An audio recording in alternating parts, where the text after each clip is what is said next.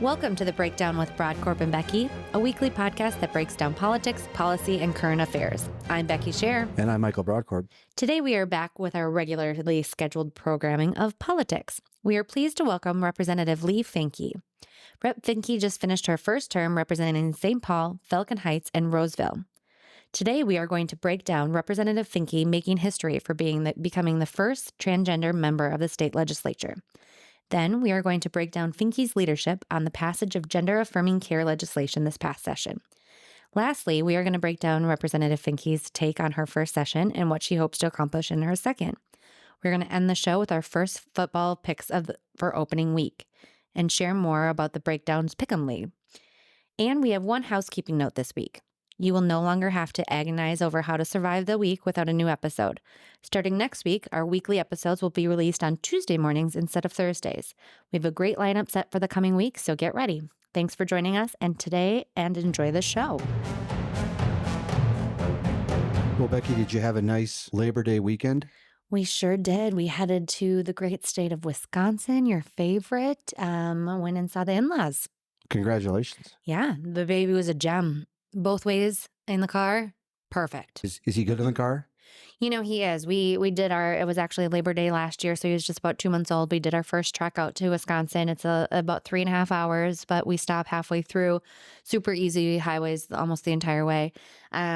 And he's gotten pretty good at it. Naps most of the way. We feed him some puffs, give him some milk, play some nursery rhymes a little longer than I would like to hear in a 3.5 hour ride, but keeps the kid happy. I would be happier in the car if somebody fed me puffs and we did nursery rhymes the whole way. Right? Can't beat it. Big news in my local area over the weekend. Yes. I live in Eagan, and State Representative Ruth Richardson announced that she is going to be resigning from the legislature. So there'll be a special election right in my backyard. And inquiring minds want to know? Elective service is not something that's my role right now. I feel ya. But it's going to be fun to watch. There's going to be a number of candidates that are running. And I think it's going to provide an opportunity for us to focus on that race. I think we should reach out to the candidates and talk to them about potentially running. I hope that based on some conversations I've had with some party people, I think there may be a couple of Republican candidates that are running. I know they're working hard, but there's already been, by the day we're recording this, there's already been a couple DFLers that have announced. It is a DFL-leaning seat. It'll be a tough pickup for the Republicans should they try, but depending on voter turnout and intensity. But it'd be interesting to watch, and it's going to be fun having that over the next couple months in my backyard, and hope that we can spend some time on the podcast talking and getting to know the candidates and provide some feedback and a public service and raising awareness of the race. Absolutely. Special elections certainly have, they're kind of 50-50. It can go either way. They're not quite always following the trends of what's going on. It's usually a cold winter day that folks go to the polls. So it will be interesting to see who lines up behind this, and certainly excited to chat with them. Well, we'll talk about that more down the road. Fantastic. Well, let's get into it. Today, we have Representative Leigh Finke. Welcome, Representative. You are officially the first transgendered member of the state legislature. So we'd like to chat with you about what that means for you, for your community, and why you decided to run for office in the first place. Yes. Thank you so much to both of you for having me. So I decided to run for office because my community, the trans community, has been facing this national coordinated attack for the last 6 years, and it was just inching closer and closer to Minnesota. And it seemed absolutely essential to have someone in our decision-making body who was trans to represent our community.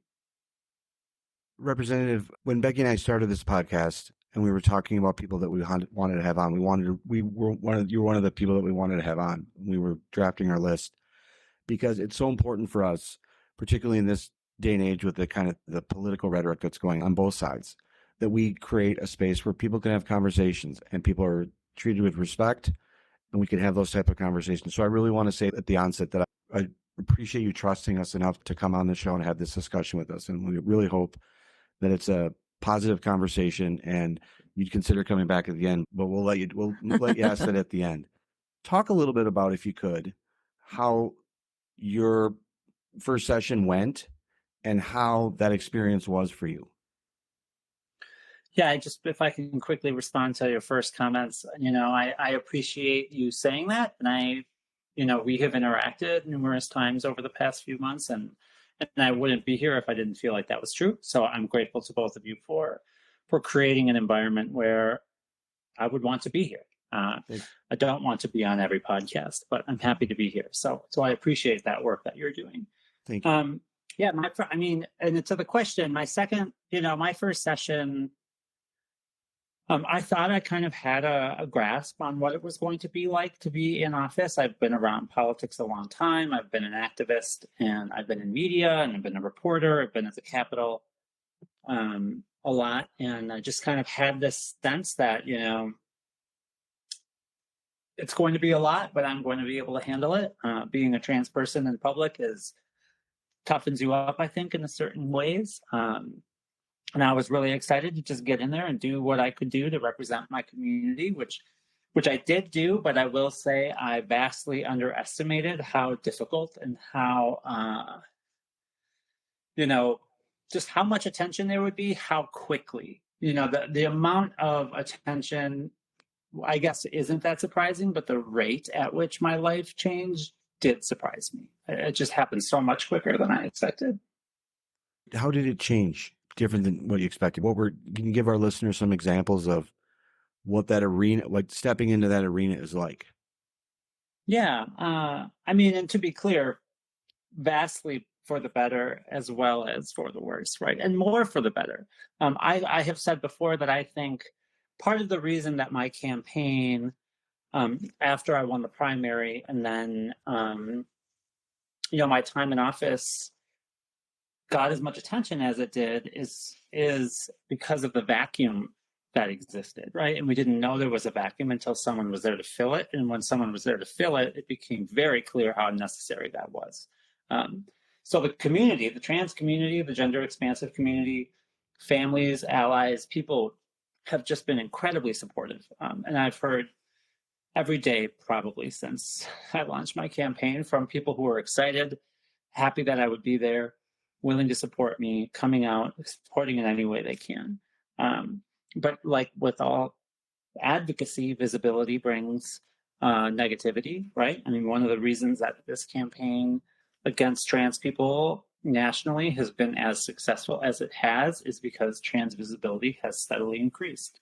And instead of reversing our visibility, we continue to increase our public stance, our willingness to fight in public for ourselves and for our community.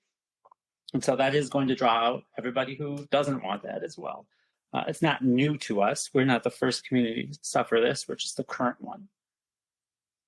Now, do you think a lot of that opposition, is it lack of exposure for some people, or just blatant ignorance and hatred? I guess blatant ignorance and hatred are a little bit different, but what stage are most of these people? Because I do know this is why we wanted to have you on as well, is because there does need to be more exposure. We do have a lot of people probably in certain areas that have not had a face-to-face conversation or had more interaction or just that general exposure.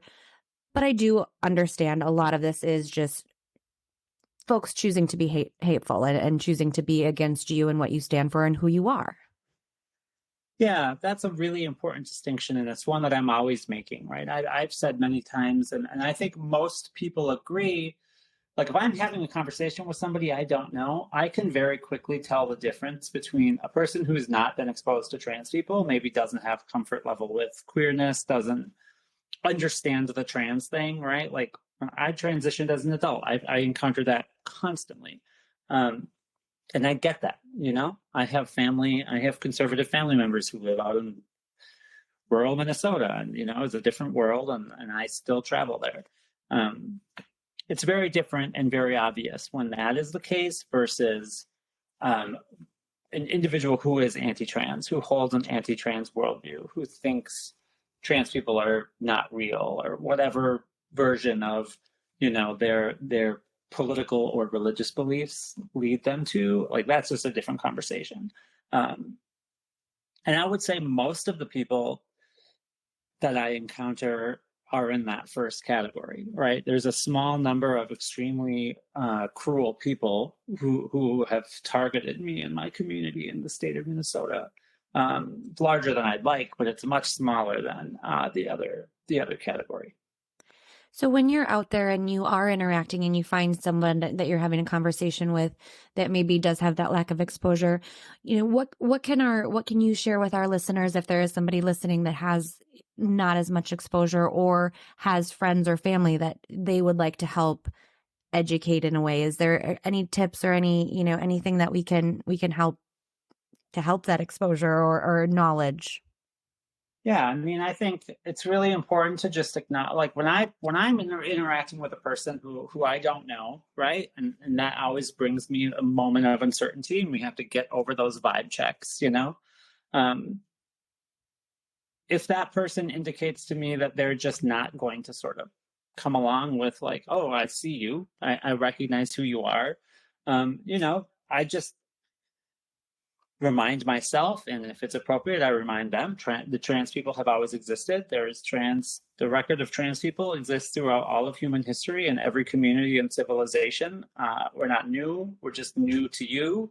And I truly don't have any intention of changing people's hearts about what it means to hold your political views or your religious beliefs. That's not my interest. My interest is only protecting the rights of people who are trying to live with dignity. And those two things are not mutually exclusive to me. And the more I communicate that with people, I think the more comfort there is.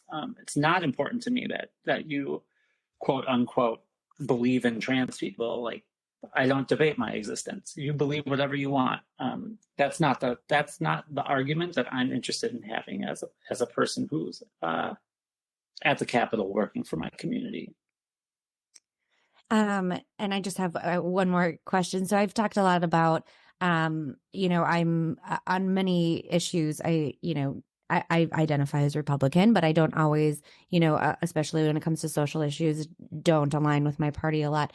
And we've spoken a little bit on this show about how I believe that younger voters in particular, regardless of party identification, are a lot more open when it comes to abortion, when it comes to legalization, when it comes to, gay rights, trans rights, all of these different things.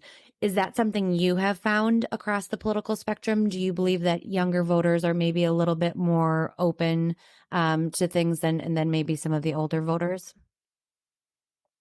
Yep, I have found that. I just think that the more people are, the longer that trans people are visible, specifically speaking for my community, right? And the more people there are on TikTok, right? It's just as important as people have affirming voices on TikTok or on whatever space young people are interacting, school, as it is that they hear voices in IRL or whatever, right? Like there is just a real distinction. And the idea of I interact with young people regularly. I have children, they have friends. I have a school community that I interact with, and the difference between the way that young people interact with the world and the way that maybe their parents or grandparents do, it's night and day to me. And that's not to say that it will always be that way. Just quickly, right. Like, it's not going to get better in the future just because the future approaches, right? We haven't outlived racism. There will always be an up and down in these trajectories. And it's one of the concerns that, just from a partisan perspective, that Becky and I are concerned about is that as more kids become voting age, and from a partisan perspective, I don't know to what degree the Republican Party is doing enough to be open-minded and, in some instances, just to be respectful on these types of issues. And I want to pivot to some of the legislation that you focused on this past session and some of the historic work that you did. But one of the issues it's one of the times I think I first reached out to you, Representative, was on the gender affirming care and the trans refugee bill and that type of the legislation that you pushed. One of the concerns and a lot of things that Becky and I talk about is messaging. And we talk about Republican messaging. And one of the things that really upset me and frustrated me to the degree which identify as Republican, is the rhetoric that was used to describe this bill from the partisan side, that it was about grooming children and collecting children and kidnapping children. And we discussed this on a previous episode. I wrote a book about the disappearance of missing kids that were abducted in Minnesota. The issues of child safety, child welfare, trafficking are incredibly important to me. And the belief that this legislation would, in essence, allow that was just on so many levels, some of the rhetoric was offensive to me, but the belief that there would be this type of stuff going on, it just really got me angry. And I was very frustrated with that rhetoric, because I think that there is a space for people to have questions, but there's not a space. I don't think we have any responsibility to create a space for people to foster hate and disinformation and to create these boogeymen that don't exist. And that's the distinction that I have. I think it's important. And one of the things I wanted to come out of this interview is Becky and I are Republicans to the degree which we identify as Republicans. You're a Democrat. If we can find a way to talk and disagree about partisan issues, but not have this turn into you don't exist and I don't recognize that you exist as to who you are, I think we can change things. And that can be part of the conversation, because that's where I think the debate should be. But what I see so often when Republicans are debating a number of these issues, these social issues and other issues dealing with transgenderism and other topics, a debate it drops down to a you don't exist. This is some horrible system by which, and it just really is just offensive to me. I think that I want to just say how much I appreciated your voice during that time. And I did listen to the episode of your podcast that you recorded at the time the trans refuge bill was being debated. And it meant a lot to me to have a voice like yours in the Republican Party, because I didn't hear one at the Capitol that was willing to sort of cool some of that rhetoric. And it is difficult to be in a political debate with people who aren't interested in acknowledging like reality. Like I can have a conversation with you about custody cases or healthcare access, right? But I can't have a conversation with you about, do I want to mass kidnap children and mutilate them, right? Like if that's the debate you're trying to have with me, like then we're done, you know?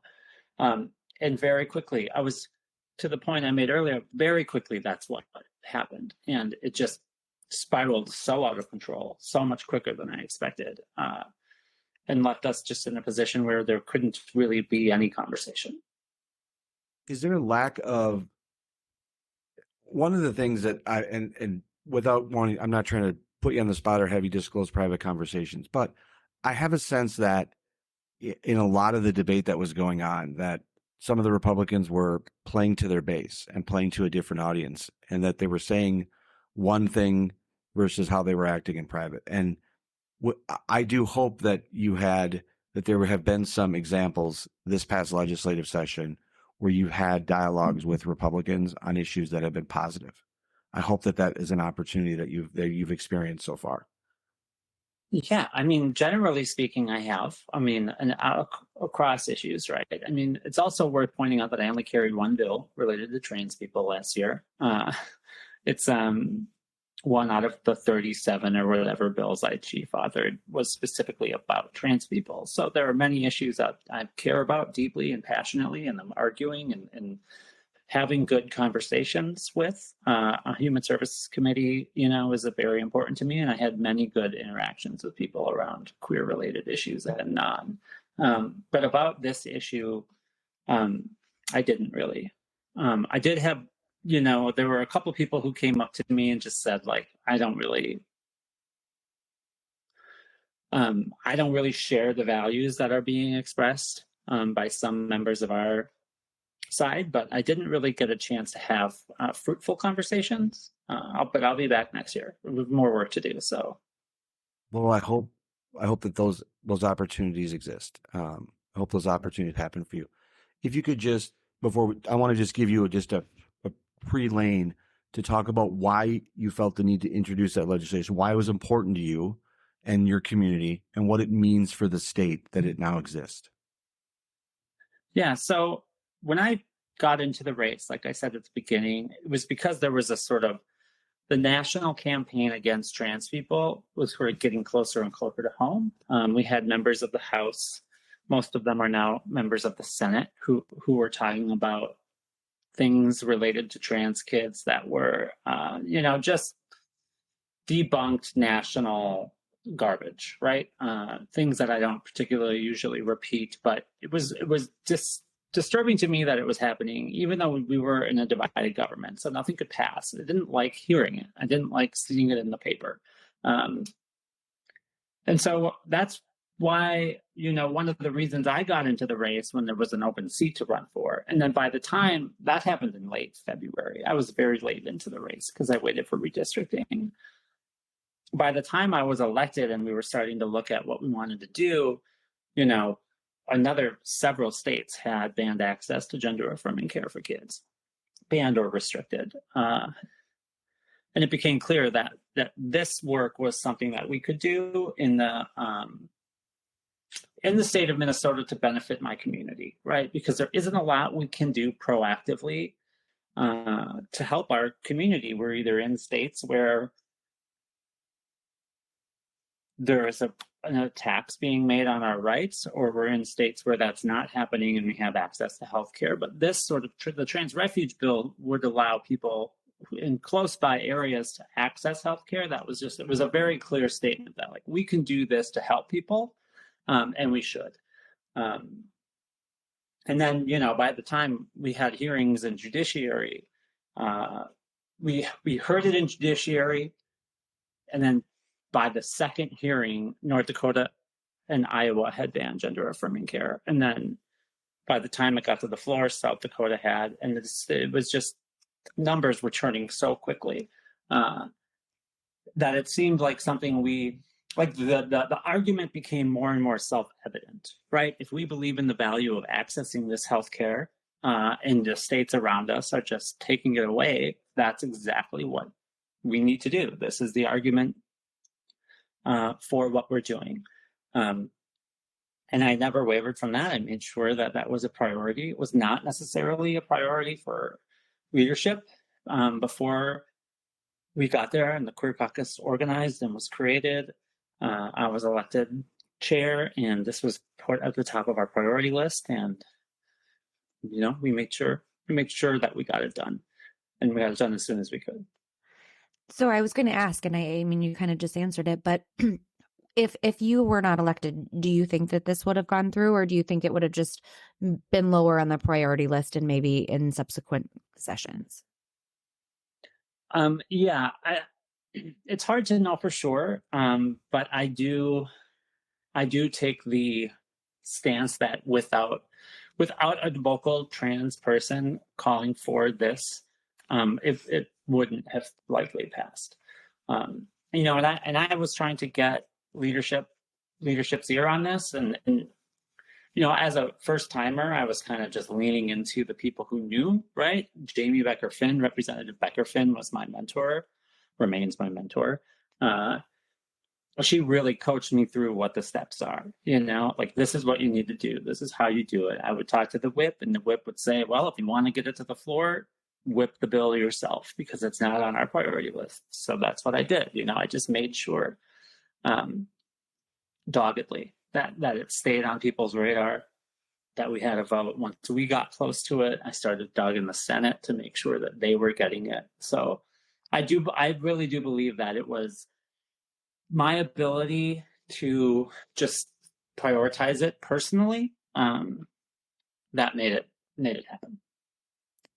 Well, and Michael and I have both worked in the state legislature, and I mean, it is a testament to your efforts because a piece of legislation of this size and scope and importance is certainly doesn't always happen from a first term or first session freshman. So kudos to you. Thank you. I don't know that I can think of Becky, and as Representative Finke was saying that, I was thinking about her comments and whether I could think of another example of a freshman legislator coming in and passing a piece of legislation in this type of way with that. And it's just historic. And I can't think of another example. And you should be incredibly proud of what you did. And in particular, I know sometimes that people, and I got a little bit of sense you would have hoped that this would have been done without you, but I think it's pretty fair to say that based on the work product, I don't know if this would have happened without you. And I think that's something that you should feel incredibly proud about. Thank you. I mean, it is, yeah, I appreciate that. Now you mentioned, so I want to kind of move into first session, any other recaps you want to do, but also second session. You mentioned you're chief author of 37 other pieces of legislation aside from this issue, which is now, completed. Well, never always completed. There's always more work to be done. But what other priorities are you having going into your second session that you might have attempted in first, but just carry over? And yeah, let's just chat general legislative session. Yeah. So, I mean, looking back at what I've learned, right? I mean, I did, that was just my first year. I've only had this job for 7 months, or 8 months now, right? It's pretty wild. But one of the things I wish I had done was ask for money along with the trans refuge bill. So, one of the things that happened when we introduced the trans refuge bill, I was sort of under the impression that it would work kind of like abortion access, where people would be able to access care in the state of Minnesota, even if they were living in other states, and figuring out ways, especially regarding like hormone replacement therapy and other things where you don't have to necessarily relocate. But as the last year has progressed, what we have seen is that people don't want to access healthcare and then move back to a state that has essentially erased their family's ability to live well, right? Like you can access healthcare in Minnesota, but do you really want to go back to a state afterwards? So people are relocating, and they're relocating in numbers. So there is work. There are a coalition of groups who are working to make sure that those families have housing and school. And, relocating a family is a huge commitment. If you're moving across the country, it takes resources. So one of my biggest priorities next year, and, as the person, we just talked about how this bill probably wouldn't have passed without me. Well, I feel a huge amount of responsibility for the people now who are coming to the state of Minnesota to access that care. So I want to make sure we're just doing what we need to do to have a soft landing for those families, making sure that we have healthcare providers available, making sure that they are finding communities that are welcoming, especially for people of color, trans people of color who are coming, trans, non-binary folks. So that's a priority for me. It's sort of, when you think about the major legislation, right, we're having a lot of conversations in the media about major pieces of legislation and how they need to be fixed or what we need to add to them, right? That kind of year two piece. So I definitely have another element of work around the trans refuge bill that I think we need to do to give people a good, safe place to land.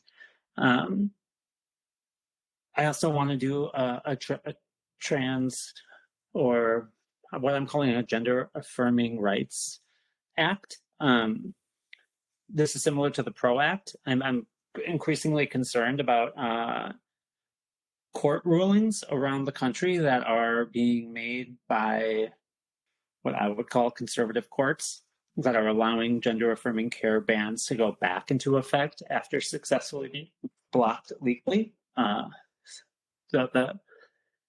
The legal argument for banning access to gender affirming care has always been very weak. And in most of the time in the last 5 years when these things have passed, they have been overturned by the courts. And now, just in the last 6 months, we're starting to see, not even 6 months, in the last 3 or 4 months, we're starting to see courts find ways to reinstitute those bans.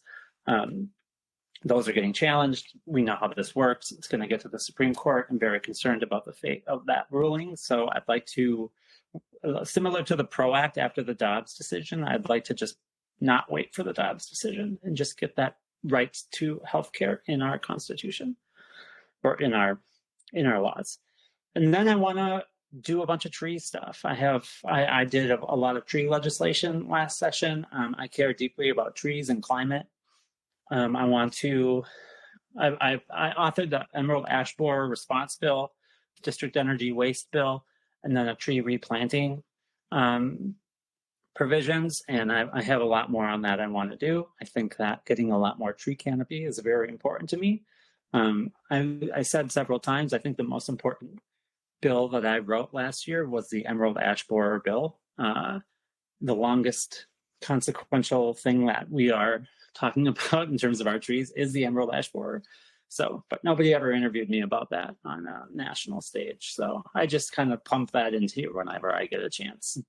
Hey, I'll bite. Let's get a follow-up for that. So I actually worked 10, 12 years ago when I was at the state legislature. I worked for a senator who was the chair of the Environment Natural Resources Committee. And this is something back then that Emerald Ash Borer was really, I think, relatively newer to some of the Minnesota communities. So what is being done? Is this still a really big problem across the state? Or are there certain regions?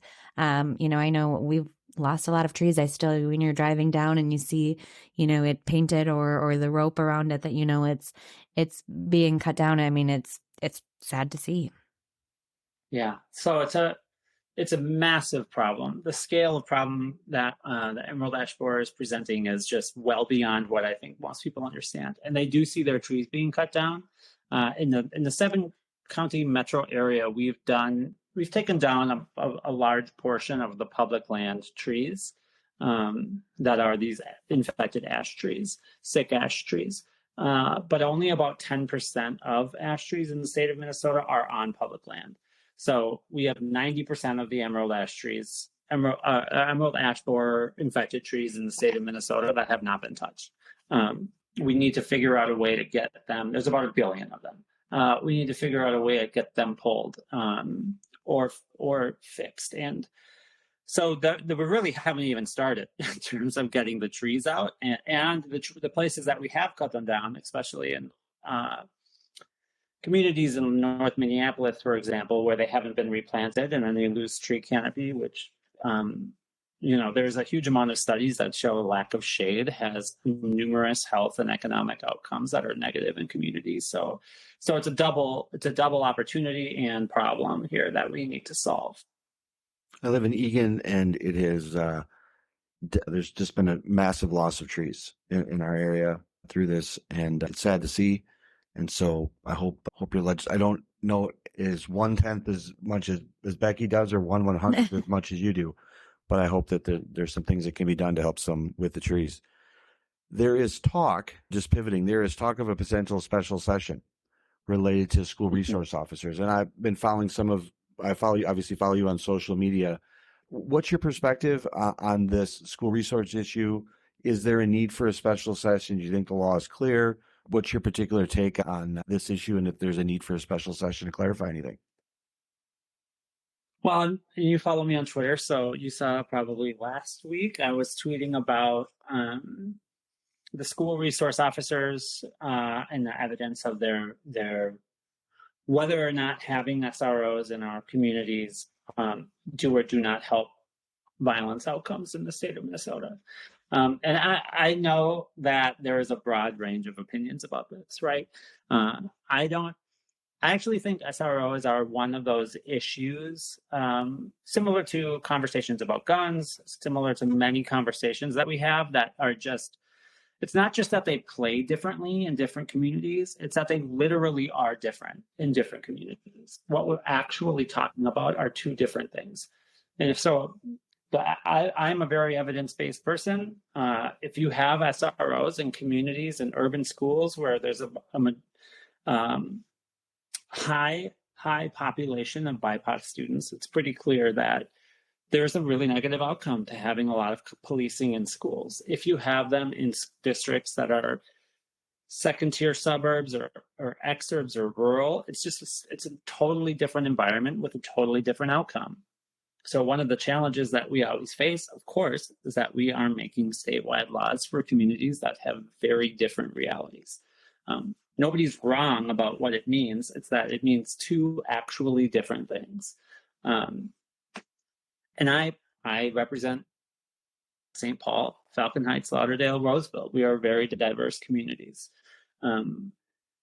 So I have my own opinions about that. You can find them on Twitter. But as to whether or not we need a special session, I mean, I don't know that decision is completely up to the governor.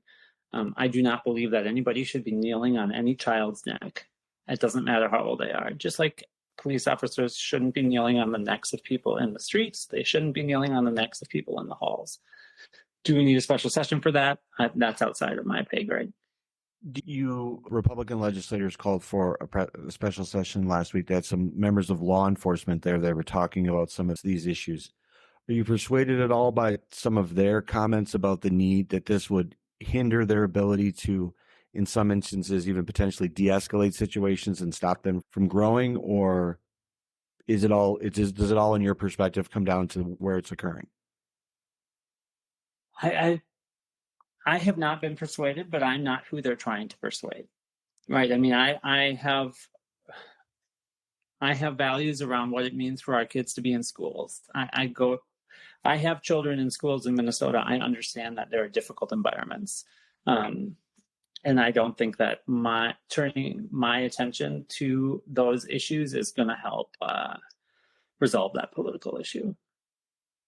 That's very fair perspective. And I think, I'm a parent that my kids go to Egan schools. I have just a different perspective, I think, on the relationship with law enforcement than other communities do, and particularly what you've discussed. And to me, sending a kid to a school without a school resource officer I'm frustrated with the fact that we need school resource officers to begin with, but there's a role that I think that they play. And so I do think, at least from my perspective, that it's important that they're there, but I understand the debate. And so if a special session's called, do you think this is something that I have a feeling based on some of what I've just, my uninformed, I would say, or my social media take on this. I don't think this is an issue. I don't think this could be a quick special session. I think that this could be a very polarizing issue. It's a hot issue that I think could come up. And I think this would not, I don't know that there would be an easy fix to this issue in a special session. Yeah, I agree. Well, I think I don't have anything else to ask. Is there anything else you want to share about your first session, hopes for a second, or just in general? I mean, I just want to, again, kind of reiterate what Michael said on the onset is our goal of this podcast has always been to have conversations across the spectrum and just give people access to different voices, different opinions, not necessarily trying to win people over, but just show that, again, we can have conversations with people who might not ideologically align with us 100% of the time, but civil conversations can be had, especially in this, environment of all these heightened, as you said, I mean, just some very hateful, vitriolic situations in politics. So really appreciative of you coming on, giving us more information, giving our listeners some insight that maybe they would not have otherwise. But is there anything that you want to talk about that we didn't get to, or any hopes for a second session that you want to throw out there before it starts? Again, I appreciate very much this invitation. It's been a great experience. I guess, we kind of cut around this a little bit, but, my hope going forward, I would like to do this work for a while. I think I'm kind of good at it. I think I enjoy it. I would like to be in office for a little bit. And I don't know, I have to be honest, I just don't know how many years I can do what I just did. So to the extent that people can turn down, the levels of targeting, harassment, and hate and lies and abuse, I don't like to. I'm not trying to end on this, but I think it's important that people hear, like, the goal of that is to get me out of office. That's why people do this. That's why they have campaigns about lies about me personally that are vile and cruel, and they come from inside the House. They're amplified in the House. They come from outside, and it shouldn't be that way. It shouldn't be that way for me, but it shouldn't be that way for anyone else either. So we can have debates, we can have disagreements, but we should also be able to have conversations like this one, because I like my job and I wanna stay in it for a while. And the truth is, I just won't if this is what it means to be in office. How has social media impacted your time in office? Has it been Go ahead. I mean, it's the same as any other conversation place, right? Most of what I mean, Twitter has now become a place that is so abusive as to be almost unusable. I have an audience there, so I continue to share. But I mean, every single comment, every single post I post, I mostly turned off comments now, but when I forget to do that, I get 50, 60, 70 comments within an hour that are just hate and abuse and lies. So I kind of just like parked that.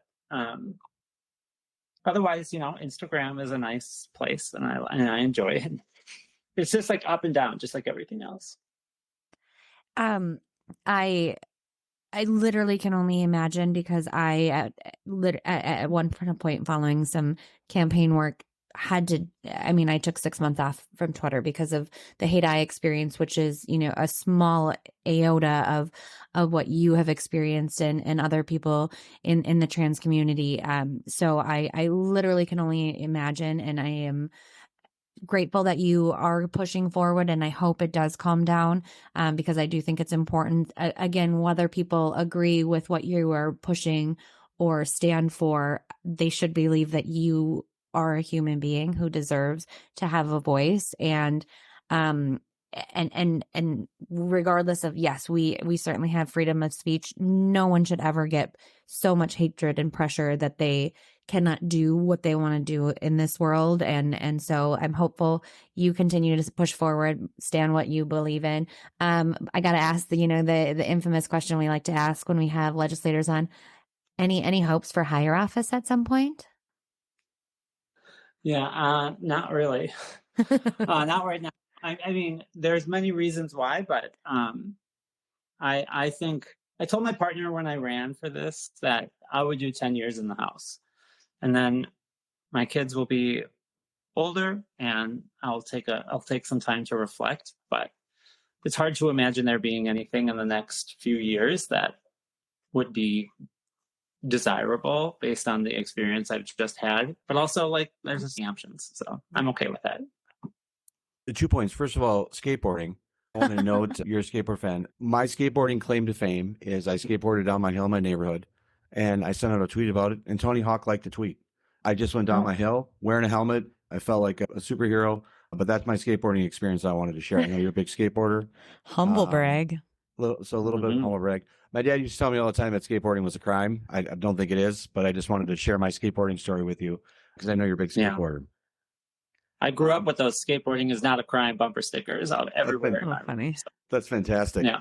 I just want to say that I'm frustrated that how much of this interview had to be spent.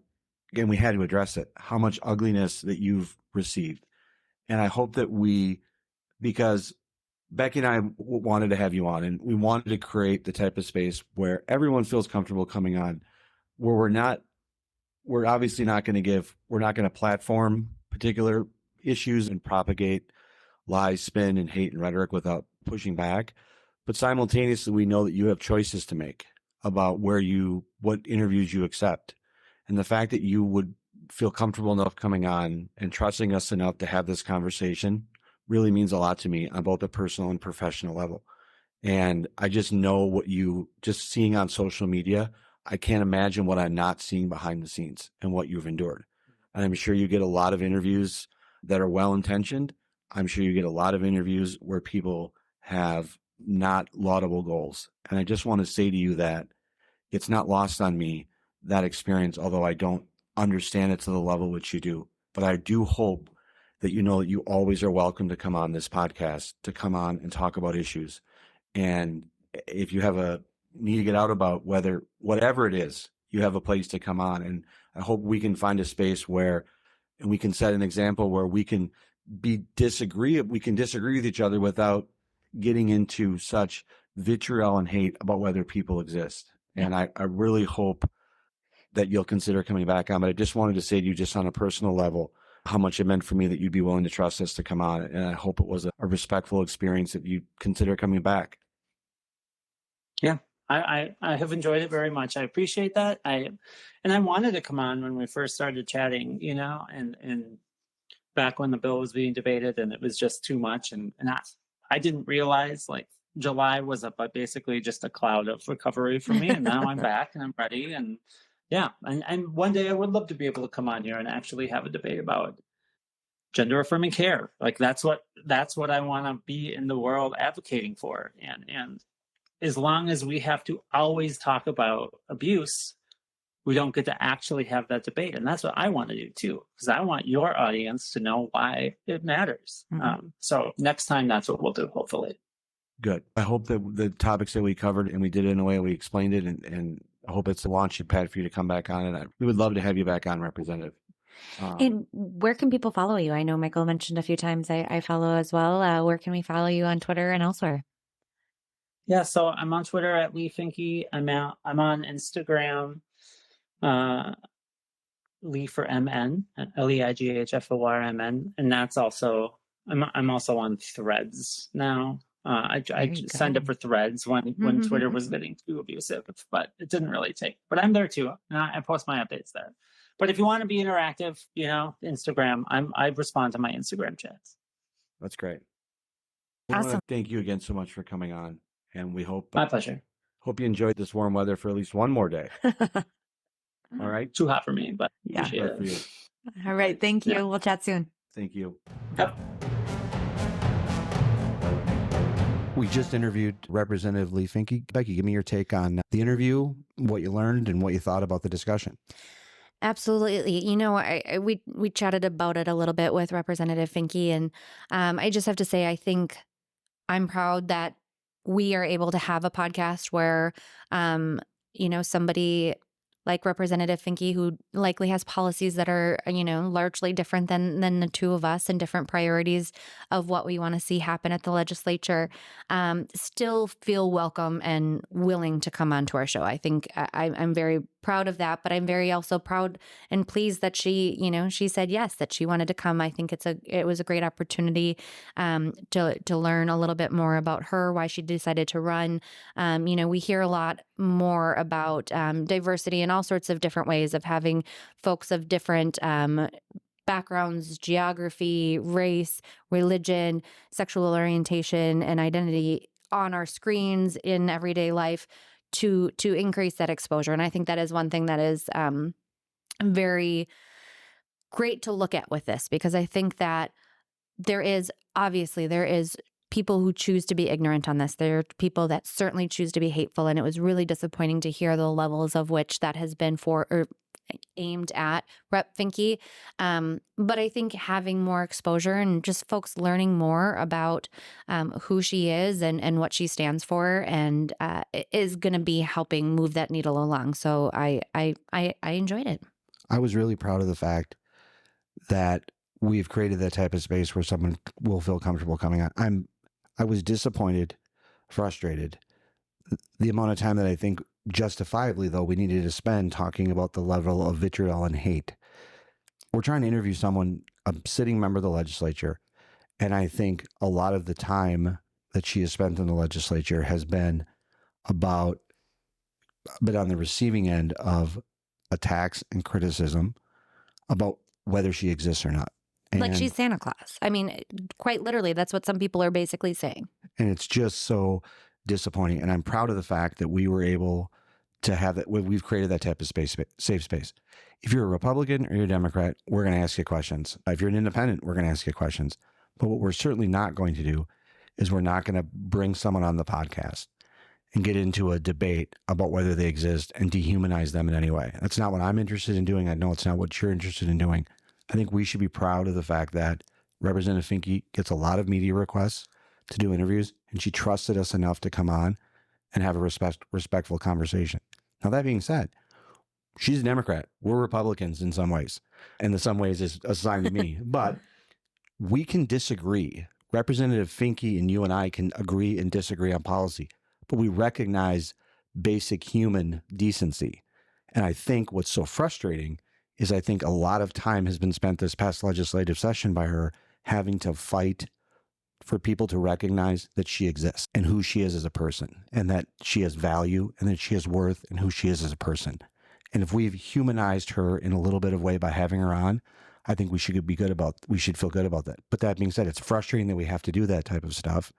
And I hope to have her on again where we can really throw some elbows a bit about some policy, but we're not going to have to get into the weeds and into this garbage stuff that she's had to endure. And so I'm very appreciative of the fact that she came on. I'm very appreciative to have a co-host in you that we've created this type of environment. And we should have her on again and talk about some policy and really do some sparring. But I felt that it would be a disservice to the struggle that she's gone through this past legislative session to not just spend a little bit of time talking about what she's gone through. And I think that's important for people to hear. Unfortunately, I think a lot of ugliness that she's endured. And we did it, I think, in a very respectful way. And as we close the interview out, we want to have her on again. She's agreed to come back on, and we can have some really good substantive debates about policy. But we're not gonna sit across Representative Leigh Finke and pretend that she's not who she is. She's a person. She's a human being. She deserves to be respected. And we're going to show her that type of respect. And we are also simultaneously, when it comes to policy, we're going to have disagreements. And I think we should. And it's almost, even as I say this, it just boggles the mind that we have to do this. And so, but following her on social media and seeing some of the attacks and stuff that you endure, you can see it's taking a toll. And again, I don't know that we agree with her on any issues. I don't agree with her on a ton of issues, but that being said, I'm not going to get into a debate about her as a human being and how they should. We're going to be respectful to everyone. Well, and I think that, as she mentioned, this is where I have always been a firm believer of like, I would rather have you vote and vote Democrat than not vote at all, right? I want you to be involved, be informed. I think that's important. And hopefully, you'll be on my side. But if not, I still appreciate that. This is someone who stepped up to run for office. She has expressed her desire to serve in office for 10 years, which is an incredible length of time to serve your community. And she's a parent. She's got a partner. She's got a life outside of this. And to have to go through that, and obviously is a go-getter, right? We talked about how instrumental she was in passing this legislation that is very large and momentous piece of legislation as her first term freshman. That is massive. So regardless of not agreeing with her policies, it shouldn't be the hateful words of others that drives her from serving at the state capitol. And that's really disappointing that might be what it is. If it's because she could no longer do her job or somebody else is more fit or, is just loses an election or chooses to just focus elsewhere, great. But having just hateful people slinging mud at her on a daily basis, I'm hopeful that calms down. So that's not the reason that she is not able to continue on and work on behalf of Minnesotans. Because again, while we might not agree with the policies that she's pushing, she is working very hard to serve, the people of St. Paul, Roseville, Falcon Heights areas and to represent, her community as well. I have, and we've talked about the legislation that she pushed before. We had questions. I still have questions about it, but I think a lot of that debate was rhetoric that was just simply out of control. And a lot of it was just not truthful, spun people up. And we talked about before in a number of episodes how we want to have the type of space where people can talk. And that legislation would not have gotten passed without Representative Finke being involved. And while I have questions about it, what I do know is that I do believe that Representative Finke approached that issue about getting people the right care and the right help that they need. I'm 100% supportive of that. About families, kids, adults getting all the support that they need with any type of help that they need in any type of way. And I don't think that bill would have passed without her. And I think she deserves a lot of credit for that. Absolutely. I also will say to you, I do think that just observing on social media, I think that this past legislative session, I don't think there's any legislator who took more personal heat. And I hope that, I think it's a balancing act. To be honest, to our listeners, and I know I said this to you off air, I was a little nervous interviewing Representative Finke because I think what she's endured has been so mean-spirited and so hateful that I didn't want to say the wrong thing, come across in the wrong type of way that would offend or cause any harm to her, because I know what I've seen, just 1/10 of what I've seen online and what I've heard about she's endured. It's been really ugly, and no one deserves that. And so I hope that by the respectful exchange that we had, more people will approach Representative Finke and other members of that community in a respectful way and recognize that disagree about policy, have responsible questions, but do not get into debates and do not focus debates on whether people's struggle is real, what their identity is, and who they are. Just treat them with respect. And I'm really proud of the fact that we had that initial conversation with her, and I hope it leads to more down the road. Absolutely agree. Well said. All right. Now let's get to a serious subject. Are you ready for some football? You've been practicing, haven't you? So we have ended the food fight, We have. thankfully. Couldn't take it anymore. You couldn't take it anymore, could you? Your picks were just... No. I will say, and I want to respect what was said off air. Oh, wow. I do want to respect... You got to round it out, don't you? I want to respect what was said off air. But a recent guest that we had on the show agreed with my perspective, and I'm not going to identify who it was, agreed with my perspective on turkey versus ham. And I just want to say we're not going to disclose who it was because it was said off air, but it was a big win for me. There was also another one, a Republican recently. Remember her and her staff were in here, and she was a ham gal. Yeah, that also. I didn't bring that back up. You didn't bring that back up. Yeah. So we're doing football now. So here's what we're going to do. We're going to have a public fantasy football pick'em league. Correct. Every week we're going to come in. We're going to release the league on social media. This episode will come out tomorrow. I'll release it then. People can participate. And where the food fight used to be, we're going to come in and we're going to debate and analyze Becky's bad picks for fantasy football. So, link will be social media on the podcast show notes, all the places. Come join us. Make your picks. Let's make Michael lose. You've Wouldn't played that be so fantasy great? football before? Yeah, we talked. I'm just kind of needling a little bit. I'm gonna dominate. I hope. In the interest, I know my sisters listen and members of my family listen. I love you all very much. I am the reigning champion of my family's fantasy football league. Okay. I have 4 sisters and their significant others and spouses and others that are making a valiant effort. Mm-hmm. But of the 3 years it's been in existence, I've won 2 of the 3 years. I am the reigning champion. And if you can imagine, I am a bad loser. I think I'm a good loser, but I'm a terrible winner. Mm. And so I can't imagine that at all. you can't imagine that at all. So we're going to have this fantasy league. It's going to be Pick'em League. You can participate every week. But Becky and I are going to be coming in and talking about our picks in the aftermath. First game is Thursday. So the season starts tomorrow, just so you know. Yep. The day this was released. This day's release, we'll have the Pick'em League. And so our next episode, which will be released on the following Tuesday, Correct. We will talk about it. Yep. All right. All right. Thank you for participating. Can't wait. You're going down. Sure I am. We want to thank you for listening to The Breakdown with Brodkorb and Becky. Before we go, show us some love for your favorite podcast by leaving us a review on Apple Podcasts or on the platform where you listen. You can also leave a review on our website at bbreakpod.com. Again, our website is bbreakpod.com, and then you can find us at Twitter at bbreakpod. The Breakdown with Brodkorb and Becky will be returned next week. Have a great one. See ya.